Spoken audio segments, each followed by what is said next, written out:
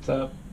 Another beautiful day out here on Wall Street, and by Wall Street I mean South Virginia Street and Liberty, Reno, Nevada. Got some people walking, some cars commuting. So lucky I don't live on Wall Street. Look, no traffic.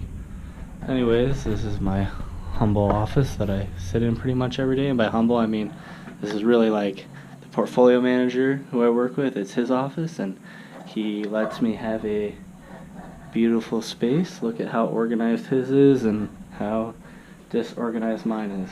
Anyways, today what I plan on doing is going through credit, and really credit cards in particular. The reason why is I find a ton of people who I think they just misuse their credit cards, maybe due to misinformation, or they just don't understand the impact that, kind of getting behind on your credit card payments can make. So I'm going to go over a few basic rules, and then even if you don't believe me on the basic rules, I'll then show you this little algorithm I programmed in Python, which will show you essentially, how in debt you can become and how little of an impact you can have on your credit card. So just so you know, I'm not pulling your leg.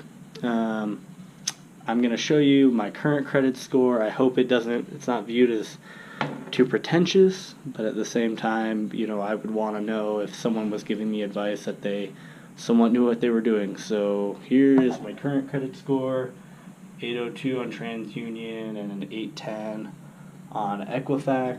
I'm currently 25 years old, so I'm not saying that's the pinnacle, but I think it's pretty darn good, and I think most people would agree. So I hope that you're willing to take my advice, and hopefully, you'll get better credit, and then you'll start achieving that financial freedom. So, anyways, let's go to the rules that I designed. Number 1, don't pay the minimum balance, pay it all. That's pretty self-explanatory. Okay. Number 2, don't use more than 30% of your credit card limit at any given time. What does that mean? It means if you have a $1,000 credit, don't go out and spend more than $300 at any time. You could spend more than $300 at any given month. Let me correct that. So, for example, like if I had a $1,000 limit on a credit card and I spent $300, I would then have to go pay off that $300. Just go write a payment, transfer some money. I use Bank of America, just transfer some money, and then once that balance reconciles to zero, you can start using it again. So you could do that a million times per month. Probably you wouldn't want to because you'd be spending a lot, but you get what I mean. So after that is number 3. Don't apply for a higher limit just to satisfy number 2. So a lot of people, including myself at age 18, would say like, oh, well, if I don't want to use more than 30%, I'll make my $1,000 limit a $10,000 limit, or whatever they'll approve me for. Well, that's not very smart, because it creates it's called an inquiry on your credit statement, and so it will actually decrease your credit score. So there's kind of this balancing act on when you should do that, where you're at in life. This video won't get into like when you should increase your credit card limit, but you'll kind of know if you start taking care of your credit, like when you're allowed to have a little bit more money.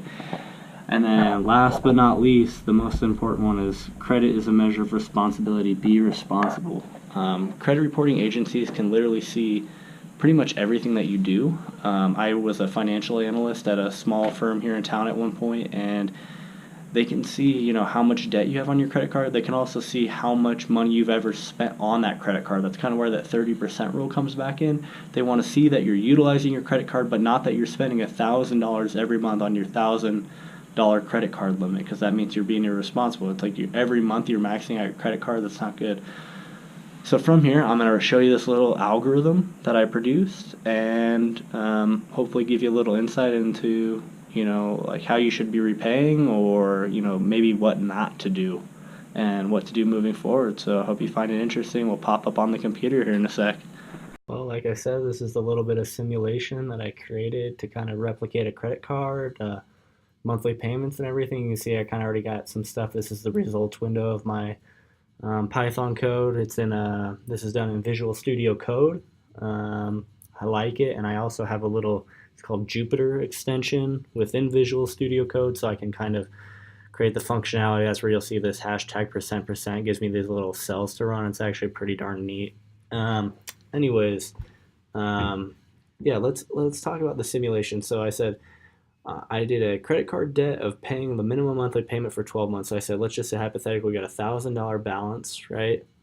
And I have another variable called initial balance equals balance, and then I have monthly payment rate. So that's going to be something like, the credit card company makes you pay 2% of this $1,000 balance on any given month, which is your minimum monthly payment. So when my friends say, "Well, I made my minimum monthly payment," I go, "Well, they only made you pay back 2%." The annual interest rate I made 22%. As you can see, we could fix this. I think it's pretty common. You get between 18 and 23%. And then my beginning, before it iterates through my Python code, is total payments is 0 right now. So I write this little for loop.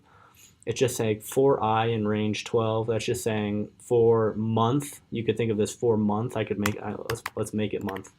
It's just kind of arbitrary. For month in range 12. I'm going to have a monthly payment equals my balance times my monthly payment rate. My total payments is adding together the monthly payment from the prior month. And then the balance is this little equation. And then it's going to print out month blank makes a payment of however much. And you'll see this is all this output out here. So let's run it. I'm going to clear the results just so that you can see it happens in real time. So I run this, and you can see over here it says, oh gosh, what did I do? Where did I go? Here we go. Let's do this. I noticed that the months were all 11. Not good.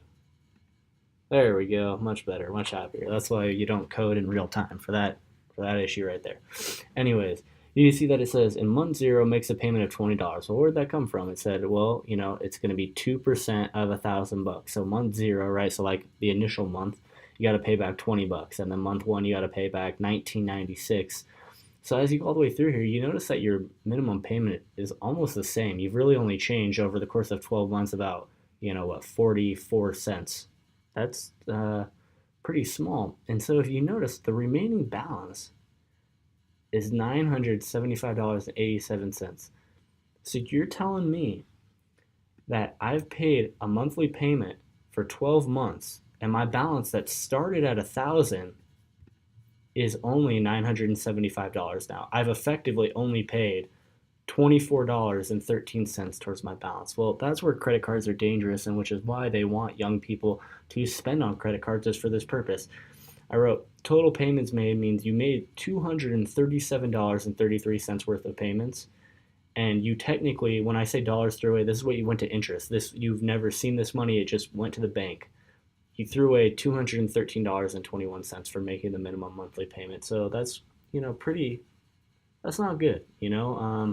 I don't want anyone to be having to pay $213 to Wall Street or whoever is issuing this credit card just because they didn't make it on time. So if you notice, if we came over here and we made the minimum monthly payment, let's say you said, you know what, I'm not going to pay 2%. I'm going to pay, let's say I'm going to pay half the balance right away. And so you came in here and you're like, minimum monthly payment rate, you make this determination, I'm going to pay half of whatever the balance is, and you run it through. You notice that your balance becomes essentially 0. So just by making the half of whatever your balance is over the course of 12 months, you only threw away $18.67.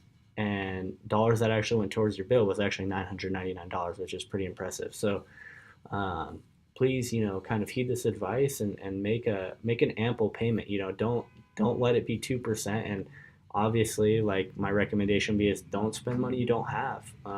Make sure that you can, pay back whatever comes in. I understand that life happens, but you want to make sure that you're in this scenario, that you're not in this, 0.02 or 0.04% scenario where you just, all of a sudden you're throwing away free money. So feel free to copy this code, by the way. I'm going to give a shout out to the MITx course where I got this problem from. Actually, initially I took a class, MITx, it's 6.00.1, I think, X. It's a class taught at MIT, and they teach it online, and they kind of come out with really cool, innovative problems, and it's made me a significantly better programmer as well. And so, this is where I got the problem from. So feel free to copy it if you want to test out, your own interest rates or anything you want. And Feel free to use it. And if you have any questions about anything, shoot it in the comments below. And hey, I appreciate your guys' time. I hope you have a good one.